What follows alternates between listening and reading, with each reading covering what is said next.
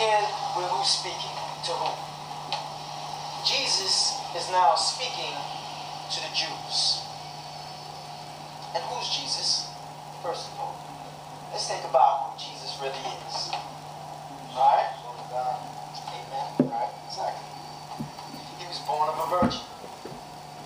Now, prophecy in the Old Testament explains that there was to be a child born of a virgin. And so, the Jews, who were devout Jews to one God and served only one God, had a certain way and form that they served God. It was like monotheism, oneness in the power of learning how to become in that and be able to move and cast out mountains. And back then was the leavency of the doctrine, the leavency of the flesh. Today we have the unleavened bread of sincerity and truth. No more raffle, I gotta get that. So he was born of a virgin, and it is true that he came forth at a certain time when he did. And prophecy goes to show that it was evidence even in the Jews. They believed that he was sent by God. Because there was a time that Caiaphas, one of the high priests, said that if we let this man continue, the Romans will think that we have no more control. And we know that God has appointed one man, and he would put into that body, the nations would be gathered, that he should die, and therefore we appoint in this man that person. So they already had an idea of who they were putting on the cross. Okay? And now, seeing that at age 12, he went into a place and expounded doctors.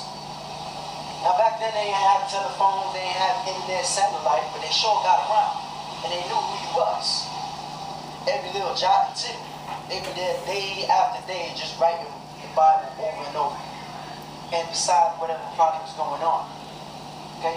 Jesus' family knew, because God came to them in a dream and told them this is what's going on. But it took Jesus, who thought it not robbery to be equal with God. He had to learn himself who he was with this power. And this anointing Holy Spirit guided him through. It took him 30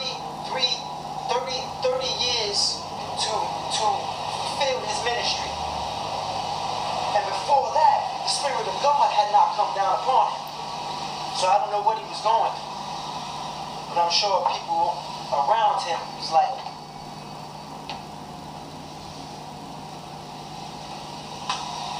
so he had to discover, and he had to be sharp.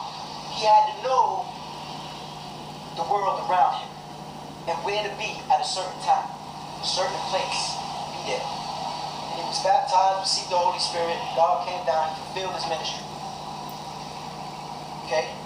Now, who else is Jesus now to you? One answer from anybody if they want to. Okay. Lord and Savior, yes. Okay. Jesus is our Lord and Savior. Our Lord and Savior from what?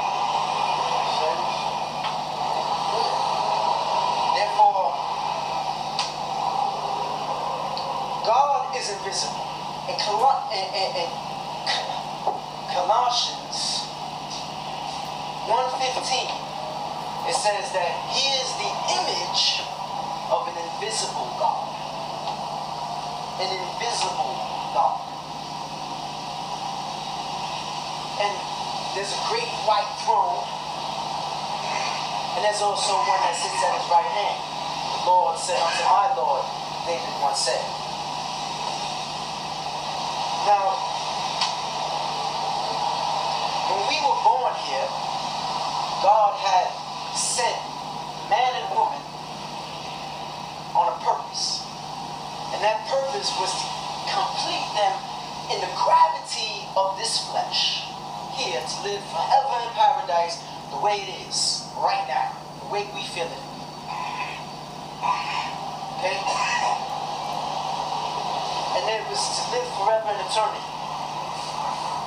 And the gospel of Christ is also known as the power of God. Therefore, there's a power of God from some enmity in this invisible God that also preceded the creation of all these things, having a gospel and a power to condemn sin in flesh.